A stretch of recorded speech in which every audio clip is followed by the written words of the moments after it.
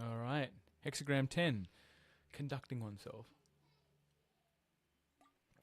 Nice refreshing glass of water. Now this one I've had once, which I'm surprised because it looks familiar. Maybe I did it during some delta sequence or something else in the gene keys. An additional key that I felt I wanted to have a look at for whatever reason. Alright, here we go. Let's maximize this bad boy. Cool. Alright. Hexagram 10. The judgment. If the person treads upon the tail of the tiger, it bites him. Here the sage describes how certain hidden helpers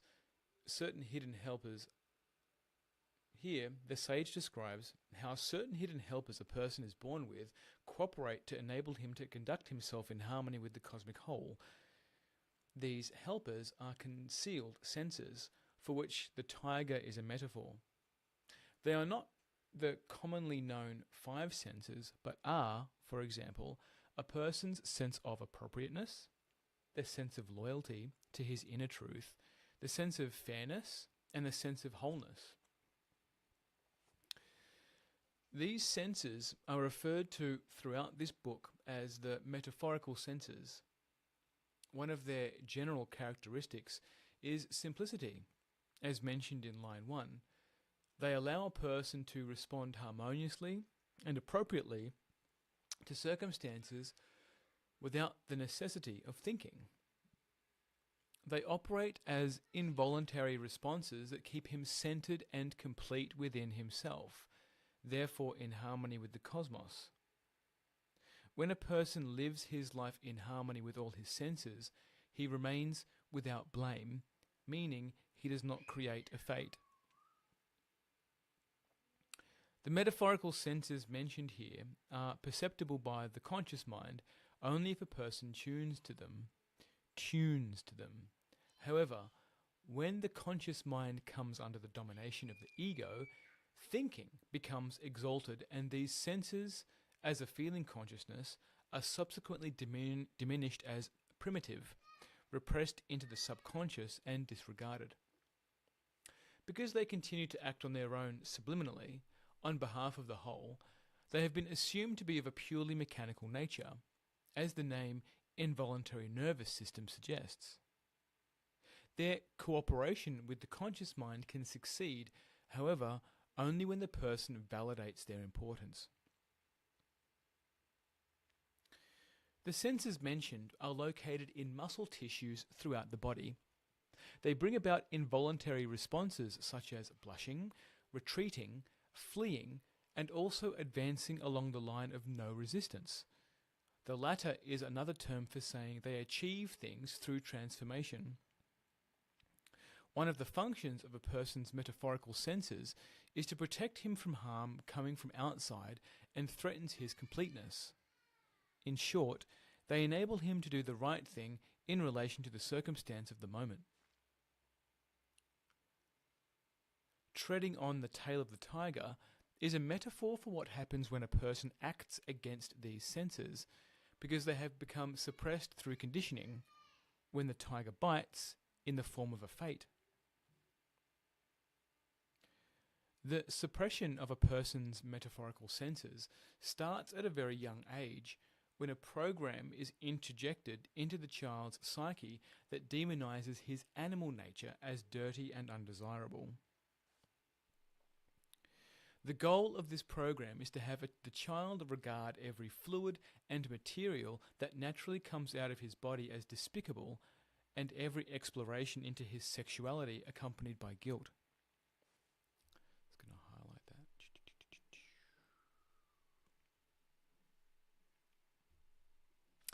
Since his animal nature and sexuality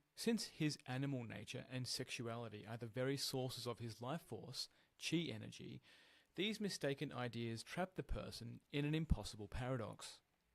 He must regard the very things that comprise his nature and supply him with nourishment as his enemy. I'll say that again.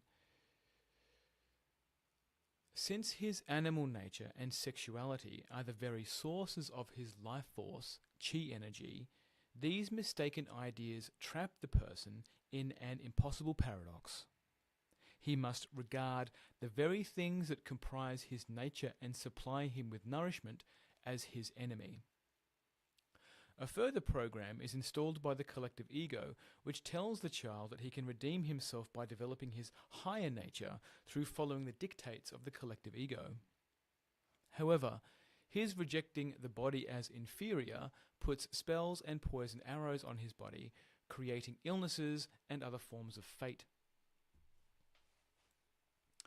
A person receiving this hexagram when he is experiencing a fate A person receives this hexagram when he is experiencing a fate due to the above false program that has disabled his metaphorical senses.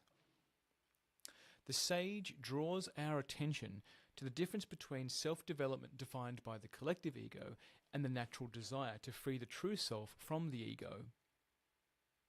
The collective ego first cultivates a sense of insufficiency and guilt in the individual in order to create a false dependency on it. In slandering a person's animal nature as wild, it provides a reason for its hierarchical control over him. By accepting these slanders, the person incurs cosmic blame. When the blame is continued over a period of time, a fate is activated to make him aware that he is in conflict with his true nature. To free the true self, the sage encourages him to rid himself of the idea of guilt and then of the entire program of cultivating his higher nature, which is based on guilt and the idea of insufficiency of self. Part of the collective ego's program is the development of so-called qualities of character and models of conduct that would make him a superior man. Implied in this program is the self-flattering idea that by becoming guilt-free, the person can become like God. This hexagram makes a clear distinction between conduct that leads to the fulfillment of a person's destiny and conduct that creates a fate. Fate is not, as the collective ego would make us believe, something we are born with that is written in the stars or is the result of a hostile cosmos or nature. It is rather the consequence of conduct resulting from mistaken ideas and beliefs. Fate is a signal that the person is diverted. Fate is a signal that the person is diverted by these beliefs from fulfilling his cosmic destiny. Fate is a signal that the person is diverted by these beliefs from fulfilling his cosmic destiny. I'll say that one more time. Fate is a signal that the person is diverted by these beliefs from fulfilling his cosmic... I think there's a noun missing in there somewhere. Fate is a signal that the person is diverted by these beliefs from fulfilling his cosmic destiny. It's not landing. Spells and poison arrows connect with this hexagram contain phrases such as humans, animal nature is the source of evil. In and of yourself, you are not enough to cope with life. And ideas that a person is guilty by nature. Related phrases are, you have to develop character. You have to become something. You need to become like God. So I'm going to highlight that.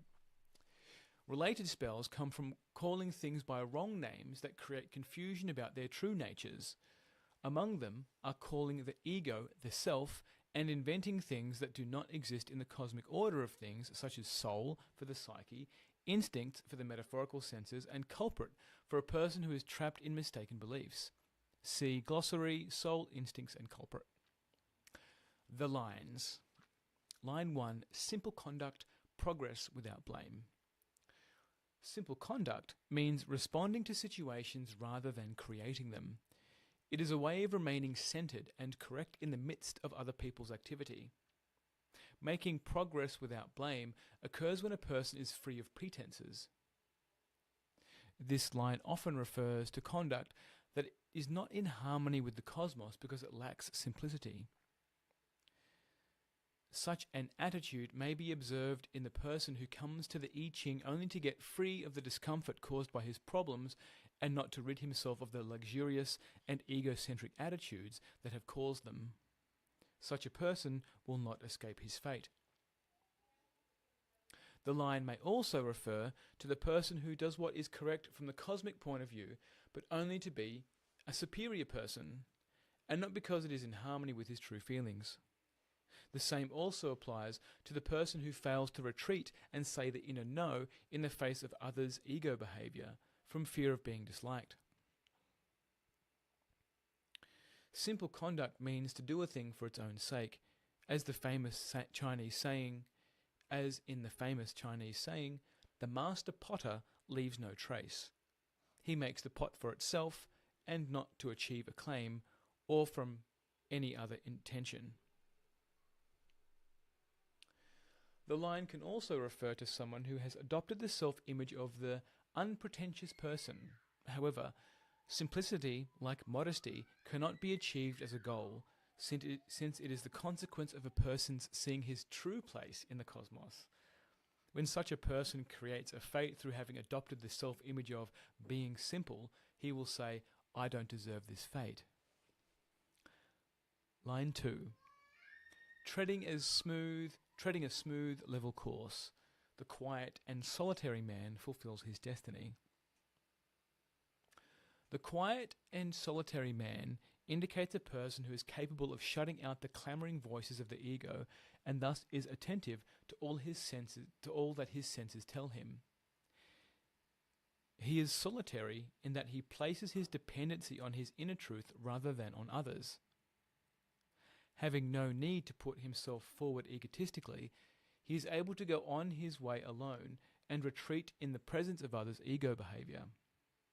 He does not judge or condemn them, but withdraws to maintain his integrity. Treading a smooth, level course refers to his being centered, therefore not having to go through the ups and downs of fate. The path that such a person follows is primarily one of the responses rather than ego-led reactions. He thus embraces what is harmonious by saying an inner yes, and rejects disharmony by saying an inner no and withdrawing from participation in it. In all situations, he consults his feelings for what feels harmonious and acts accordingly. A person may receive this line when he is afraid to stand or go on his way alone in this fashion, out of fear of being lonely or excluded by others. He does not realize that retreating from ego behavior in others is to be embraced by the cosmos itself. His fear keeps him imprisoned and makes him accept ego behavior from others. It also draws others' transgressions into this space. Although he does not realize it, he can always leave the prison of his fear. Such a person may be caught in the idea that to be without someone is to be only half a person, and thus he needs the others to complete him. This view puts a poisoned arrow on his natural completeness. To become free of it, he needs to rid himself of the phrases, in and of yourself, you are not enough. In and of yourself, you are not enough. And by yourself, you are incomplete. This line may be referring to a person who is staying in a wrong relationship from guilt, believing that he owes it to the partner to stay, to be free of the spells created by guilt. He needs to reject guilt and all its supporting reasons. Accepting a wrong relationship with another creates cosmic blame. See the inner no. This line informs us that the purpose of maintaining inner quiet is to attain clarity, not to be quiet or live in solitude, because doing so fulfills a model of spirituality. A spiritual self-image is still a creation of the ego. See page 541, freeing yourself from self-images. This line also exposes the mistaken idea promoted by the collective ego that spiritual growth needs to take place in solitude. Such an idea comes from spiritual ambition, which occurs when the ego in a person tries to take charge of his inner growth toward maturity by turning it into a retreat from the world. It seeks to attain an ideal of perfection through a solitude that will keep him freely of worldly contamination. Such a person confounds isolation from others with the inner independence that is found through depending on the cosmos. I'll highlight that one when I come back to that. It's a leaving pattern thing. Line 3. A one-eyed man is able to see.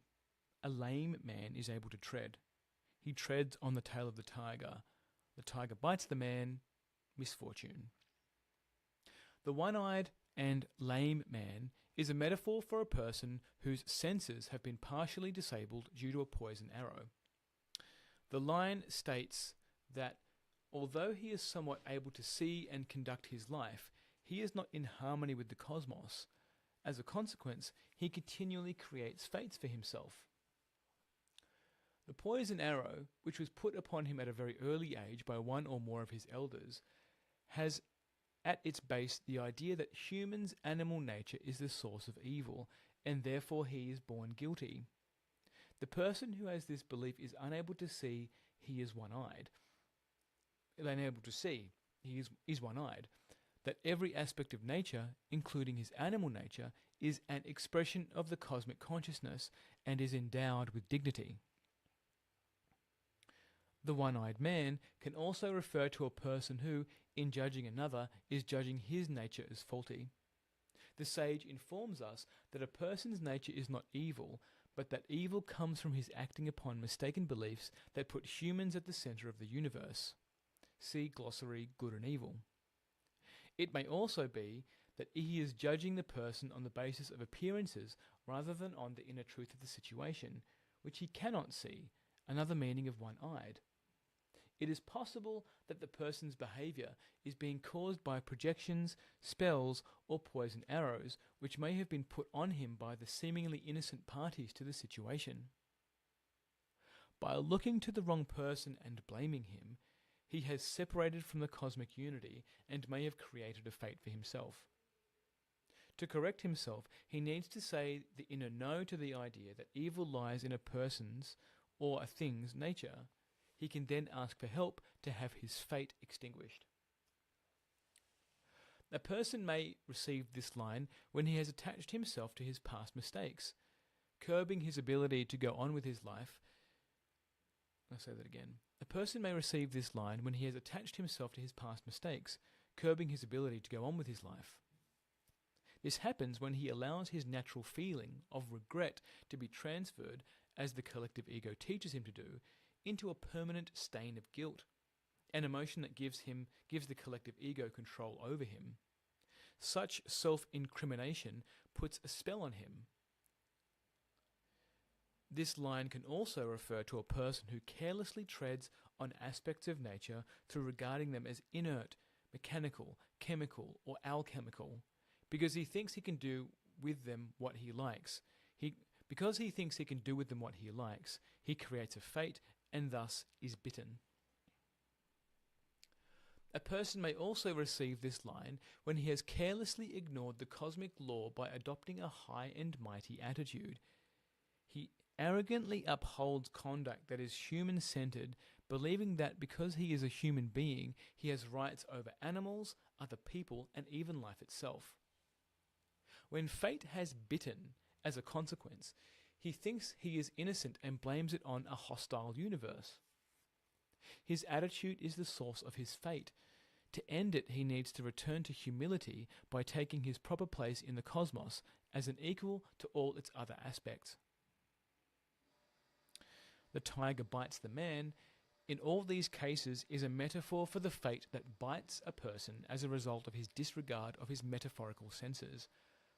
It is these very senses that bite him, to wake him up to the fact that due to their disablement, his reactions to danger, which are coming from the ego, are making him vulnerable to attacks from without.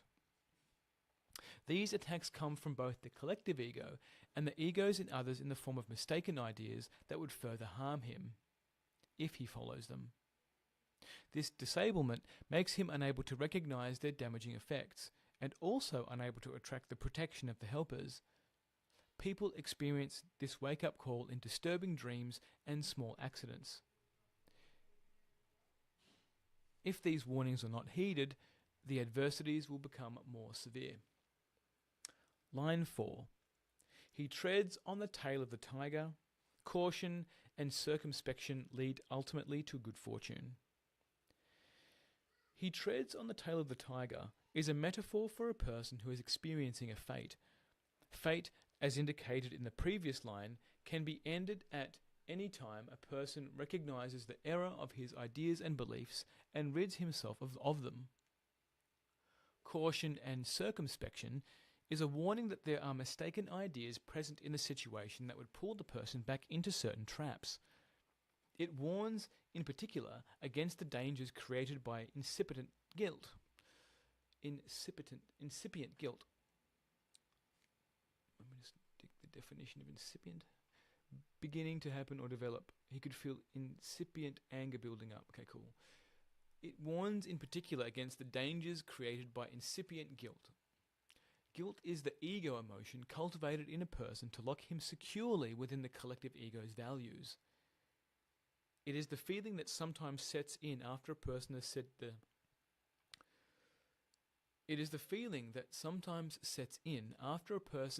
the necessary inner no to wrong actions or beliefs he has been trained to tolerate and accept. It makes him doubt the correctness of his authorizing himself to say no to the ego. To have feelings of guilt is also the result of training that causes the individual to transfer his natural feelings of regret for having made a mistake into the stain of permanent guilt. Excuse me. This transfer succeeds in reinstalling the spell that keeps him within the confines of the collective ego. On this account, guilt in any form needs to be recognized as the first thing that needs to be said no to. It is the element that undoes the effect of previously said inner no's and supplies the rationales that reinstall all the old ego programs. See page 551, Deprogramming Guilt. Caution and circumspection are those metaphorical senses that lead a person to the kind of detachment that separates him from the ego by making him an observer of his emotions, freeing him from being trapped in them. Detachment is a neutral attitude that is free of being in any gear, such as reverse, the impulse to deny, avoid or flee, or first gear, an impulse to move forward before one knows where one is going, or in drive, an aggressive or defensive movement. Neutrality creates the inner space that allows the sage to be heard within, for it is the sage, ultimately, that can help the person free himself from his fate, the good fortune referred to. Caution and circumspection also warn a person against the danger of blaming his fate on something outside himself, such as chance, circumstances, God, or the cosmos. It also warns him against attempting to make bargains with the entity he blames, as by making pacts with God, or reparations to the cosmos as by doing good deeds, or by making efforts to change his circumstances. Thinking his fate is merely a mechanical incident, while fate can be ended through relating to it correctly, it cannot be ended through bargaining or by efforts to change it. Highlighting that one. This line can also refer to a person whose fate has been caused by going against his natural inhibitions from a false sense of duty. His natural inhibitions are metaphorical senses whose function is to protect him from doing things that cause a loss of self-esteem and dignity. Going against them leads to inner conflict, which is felt as embarrassment or self-betrayal. The person can avoid self-betrayal if he is cautious and retreats when confronted with situations that arouse hesitation about entering them. Circumspection, in this regard, refers to taking seriously the warnings offered by his feelings. It also refers to finding a tactful way of handling situations in which others assert that it is his duty to do things that are against his nature. Caution and circumspection also refer to not accepting something as true simply because someone has said it is so. The validity of ideas and statements can always be checked with the sage by using the RTCM and, if necessary, by asking for a hexagram. In this way, a person can avoid putting himself on paths that are dead-ended or would invoke a fate. A person may also receive this line when he has wrongly concluded that he can do nothing about his fate. As said above, all fate can be ended, but in this case, the person needs to say the inner no to the idea that he can do nothing about it. The purpose of fate is to redirect him inwardly to freeing himself from the mistaken ideas that prevent him from fulfilling his destiny. See freeing yourself from a fate. Line 5. Resolute conduct. It furthers to be firmly correct with awareness of danger. In its cosmic sense, resolute conduct means putting one's will to the correct use. What is called will is not the same as the will to live. Our will is part of our metaphorical senses, but unlike some of the other metaphorical senses, it can be flattered by the ego into serving its purposes, as in fighting what the ego defines as evil, or in pushing the person's efforts to achieve goals it defines as good. The ego's flattery is the danger referred to in the line. Being firmly correct means saying the inner no to those flatteries.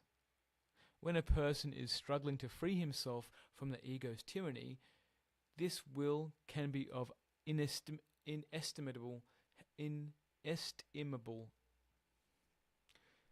When a person is struggling to free himself from the ego's tyranny, his will can be of inestimable help if he asks it to come to his aid. When the ego has succeeded in turning a person's will to its purposes, it uses the will to obstruct the other metaphorical senses that would otherwise be able to restrain the person from pursuing his false goals. I'll say that again. When the ego has succeeded in turning a person's will to its purposes, it uses the will to obstruct the other metaphorical senses that would otherwise be able to restrain the person from pursuing its false goals. In the will's unrestrained effort to achieve the ego's goals, the entire self will be sacrificed, if need be. As the driver of a person's will, the ego strongly asserts itself as I. The person needs to recognize that the parasitic ego, if not stopped, will drive him so hard it will extinguish its host. It can be stopped by saying the inner no to the ego's demands. The ego will also use a person's will either to fight a fate or to overcome it through submission. Both approaches come from a heroic self-image that misuses the will. Such an abuse of will only creates a new fate. The person needs to rid himself of the mistaken ideas that create such self-images. The mention of danger in this line can also refer to being rigidly correct. The true self does not strive after any such self-flattering idea as perfection. Rigid correctness is also associated with self-righteousness, which comes from the ambition to be in the right and to fulfill the self-image of the good person as defined by the rules and values of the collective ego. Wherever either ambition or a self-image is involved, a fate is created. Our will, as line 5 of Hexagram 31 influence informs us, is located in the nerves in the back of the neck, just below the brainstem. From this position, it is capable of influencing the other metaphorical senses located in muscle tissues throughout the body. Line 6, and then I'll do my contemplations. Line 6. Look at your conduct and weigh the favourable signs. When everything is fulfilled, supreme good fortune comes. A person can receive this line when he is weighing whether to make a particular move. The line tells him that his hesitation is justified because his common sense feels elements in the situation that are not appropriate but are not yet conscious to the mind. He needs to consult the sage to discover the inner truth of the situation. Then the right way to go will show itself. This line can also indicate a person who is not going on with his life because he is waiting for something favourable to happen. As Hexagram 35 progressing makes us aware, life is a process of going on. It is while we are going on with our lives, it is while we are going on with our lives that the things happen that lead us to our destiny, even though at the time we may not recognize this fact. That's so important. It's the same thing in relationships. The word weighing also points to the person who believes he can make deals with fate, that he will be rewarded if he behaves according to the shoulds and musts of the collective ego. The person who has thus lived his life by the book has ended in finding only disappointment. A person can also receive this line when he has misunderstood the true meaning of conduct. Since early childhood, he may have lived his life by the standards and values of the collective ego, and may even think he has brought these values to perfection through fulfilling its images of the hero, the good person, or the spiritual person. He may have transferred his idea of correct conduct to his way of following the I Ching as a sacred text, with the idea that if he behaves as he understands, an imagined good fortune will come. He has taken the written word as a promise. Now he is weighing the outcome and is wondering why the good fortune has not come. He has been paying attention to conduct as form rather than understanding that correct conduct is the result of being in harmony with his inner truth. He has not noticed that in doing so, his true nature has been sacrificed and he has created a fate. He can free himself of his fate by recognizing his mistaken beliefs and ridding himself of his self-images. Great. How often have I done that one? Okay, so my contemplations of the 10. So, come back. Great. Let's move my head out of the way.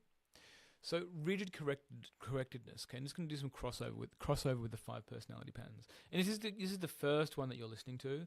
I weave in my own experience, clients' experiences, 5 personality patterns, just whatever comes through me that I want to share. And some of you have already said how much you enjoy these. Fantastic. Thank you. And if you don't want to listen to these, that's totally okay too.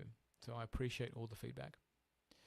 Rigid correctness is also associated with self-righteousness, which comes from the ambition to be in the right and to fulfill the self-image of the good person as defined by the rules and the values of the collective ego. Rigid correctedness is a common penchant done by the rigid pattern and the aggressive pattern in the 5 personality patterns. They're sticklers for rules. Sticklers for the most tiniest things, from how you fold your toilet paper, to how you fold your clothes, to how you walk, to what you look like, to the whole assortment of things, okay? And what can show up is when people have a rigid toolkit, when they're looking for a relationship in particular, they can overlook that what they're actually fascinated by in the other person or attracted to is just a set of rules. They just like the rules because the rules keep them safe. So when you have 2 people that abide by the same rules, naturally it's going to be safe, right? There's no conflict. There's nothing to drive the conflict. But what happens is when you're put in an environment where those rules happen to be a little bit more not so black and white, so when the relationship starts to fall apart, because all these unspoken rules that you've been connected to at an unconscious level start to be spoken. It's like, well, wait, I don't mean that. That's not what I wanted. Well, what do you mean by that? As our will, as line 5 of Hexagram 31, influence informs us, is located in the nerves at the back of the neck, just below the brainstem. From this position, it is capable of influencing the other metaphorical senses located in muscle tissues throughout the body. This is awesome. Okay, so crossover with the bodywork stuff, right? So craniosacral therapy uses the tissue around that area, okay, to help reset the body, bring the body into harmony. Organs, the whole shebang-a-bang. And then in my work, doing slightly harder massage, because I wouldn't say craniosacral is kind of massage. I don't know what that is. I like it. But in massage, when you're around here, you get really tight spots around the base of the skull here. And this tends to be a leaving pattern thing. And for the rigid, that's where the rigid holes, they get stuck in the back of the neck. So they try and make sense of things. That's why they snap. That's why their ego can be so uncontrollable when it comes through, because it can't deal with it. There's no bandwidth here in the body that can deal with it. The brain can't make sense of it all. So it's got this massive bottleneck of backlog of lies, ego, collective ego, all these rules trying to make sense of it all, which is why a lot of readers like alcohol or plant medicines or something else, because they can feel a sense of, I can be myself. I can be myself on mushrooms. I can be myself on alcohol. Right, sure.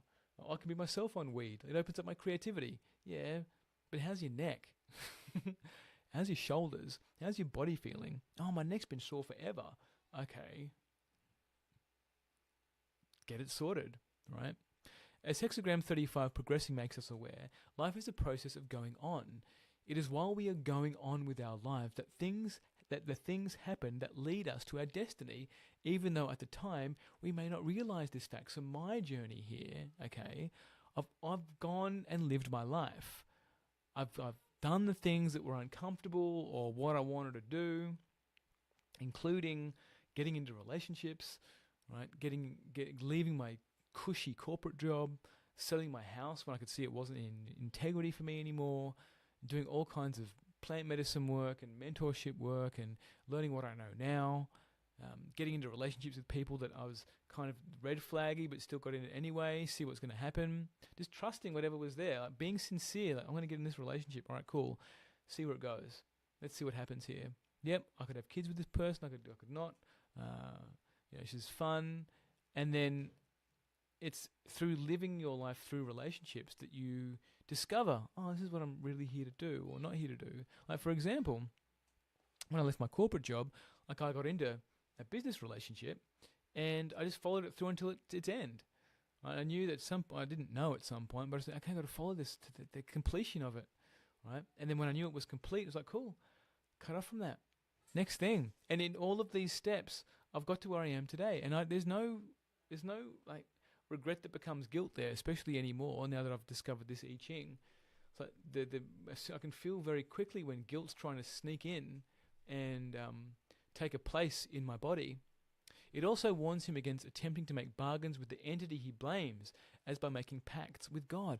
Fuck me, so many times I made pacts with God, not knowing what I was making a pact with, right? Oh, if you one time I twisted my ankle quite badly. I was jumping over a fire. I was drunk, and I twisted my ankle really badly. And I was saying, "Oh God, please, if you heal my ankle, then I'll start going to church again." It's like, what? What? So none of these pacts anymore. The collective cosmos, the cosmos doesn't need any pacts. It just wants you to just be your true self, whatever that looks like. Say no to the things that aren't you, right? I was hanging out with the people at the fire. I didn't even want to hang out with them, but I was there anyway. Fate. People experience this wake-up call in disturbing dreams and in small accidents. If these warnings are not heeded, the adversities will become ever more severe. Dreams, small accidents, these are the things that is being indicated to people that they ignore. Dreams are so important. And again, I've spoken about dreams so many times. There's a way to do dream. If you want to do dream analysis, just go and do some dream analysis. Okay? I have my way. There's plenty of other ways to do it. Okay, and what I encourage you to do is be curious about them, because they are important. They are important to understand what you're doing, what your destiny is, what your true self is. Okay, and then you wonder where these small accidents are coming from. Oh, that was like the dream I had last week. Wow, and you brag about, oh, you saw this in the dream. Oh, it's deja vu. Yeah, but you didn't listen to it. You weren't actually curious about it. It's been warning for you probably for years. Dreams are a part of the common senses. Common sense, dreams. Who would have thought? Such a person confounds isolation from others with the inner independence that is found through depending on the cosmos.